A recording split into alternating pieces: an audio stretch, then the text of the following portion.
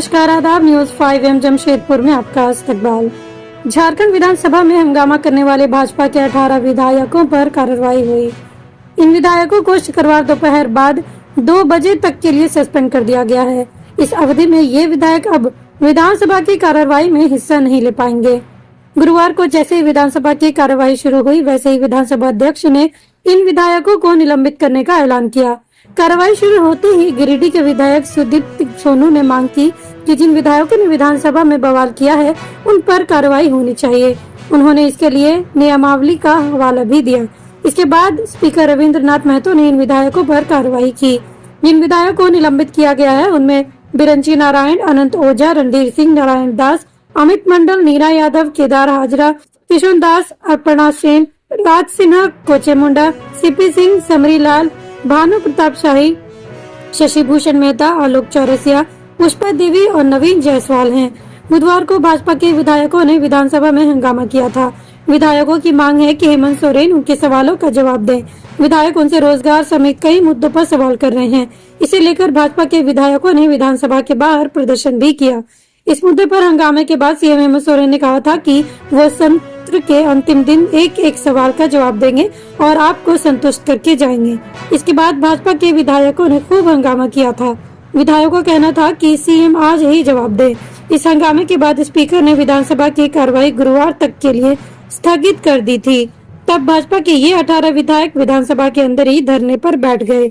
इस पर विधानसभा की लाइट बंद कर दी गई। विधायक अंधेरे में बैठे रहे। देर रात सीएम भी इन विधायकों से मिलने गए, मगर विधायकों का धरना खत्म नहीं हुआ। इनके समर्थन में भाजपा युवा मोर्चा भी आ गए थे। बाद में पुलिस ने युवा मोर्चा के पदाधिकारियों को परिसर से हटाया। इसके बाद आधी रात के करीब विधानसभा में बैठे विधायकों को मार्शल आउट किया गया। मार्शलों ने विधायकों को टांग कर बाहर निकाला। नेता प्रतिपक्ष अमर कुमार बावरी को भी टांग कर बाहर निकाला गया। इसके बाद मार्शलों ने विधानसभा को ताला लगा दिया था। दूसरी ओर उन्होंने बड़े ही अमर्यादित तरीके से, बड़े ही तेज में हमारे तमाम विपक्ष के साथियों को सीधे सुदीप सोनू जी के कहने पर, सरकार के कहने पर सस्पेंड कर दिया। उनका व्यवहार ऐसा था कि भाई कोई सिपाह सलार अगर मैदान में गया है और उनके आका ने कहा है और आका के कहने पर यदि उसने काम नहीं कर पाया तो जो झुंझलाहट दिखती है एक सिपाह सलार की, वैसे ही उनकी झुंझलाहट देख रही थी। और उन्होंने संविधान की मर्यादाओं को भंग करते हुए एक साथ पूरे देश के इतिहास में किसी विधानसभा के अंदर पूरे विपक्ष को सस्पेंड करने का, लोकतंत्र की हत्या करने का इससे दूसरा उदाहरण नहीं मिल सकता है।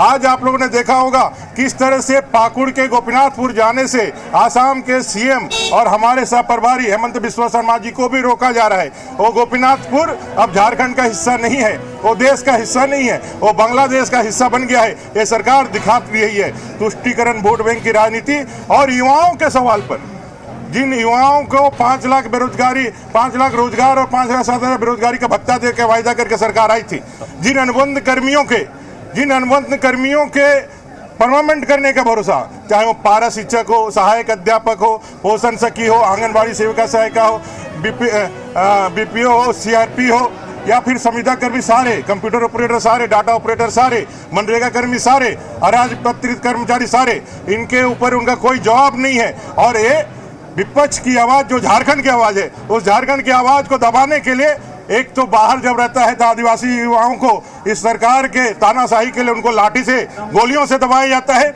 और सदन के अंदर विधायकों को, चुने हुए विधायकों की आवाज को दबाने के लिए अपना विशेषाधिकार का नंगा नाच करते हुए स्पीकर ने जो काम किया है, संविधान के द्वारा यह दिया गया ताकत जो हमसे छीना है, लोकतंत्र के इतिहास में, संविधान के इतिहास में यह एक काला अध्याय है। इमरजेंसी लगाने वाली कांग्रेस, आज फिर से कांग्रेस जेएमएम ने मिलकर के एक काला अध्याय लिखा है जिसको जनता कभी नहीं माफ करेगी। पत्रकारों को ये इमरजेंसी है जो कांग्रेस जेएमएम कहती है कि भाई यहाँ अवैध एक डार्क इमरजेंसी चल रही है, हिडन इमरजेंसी चल रही है, उनको अपने गिरवा में झांकना चाहिए कि आज उन्होंने जो नंगा नाच किया, उस नंगा नाच को जनता के बीच नहीं जाए, इसलिए पत्रकार सबको भी दर्शक दीर्घा में, पत्रकार दीर्घा में आने की अनुमति नहीं दी। ये साफ दिखलाता है कि यहाँ लोकतंत्र समाप्त हो चुका है। यहाँ तानाशाही सरकार है जिसने अघोषित इमरजेंसी लागू कर दी है। और हम सब भारतीय जनता पार्टी के सारे विधायकों ने एक कसम खाया है कि जब तक इस सरकार को उखाड़ के नहीं फेंकेंगे, युवाओं को उसका न्याय नहीं दिला देंगे, युवाओं के लिए यहाँ के अनुबंध कर्मियों के लिए 1 या 10 विधायक भी यदि हमको छोड़ना पड़े, उसको त्याग करना पड़े, तो हम भारतीय जनता पार्टी के विधायक इसके लिए तैयार है। इस संकल्प के साथ हम मैदान में जाने वाले हैं।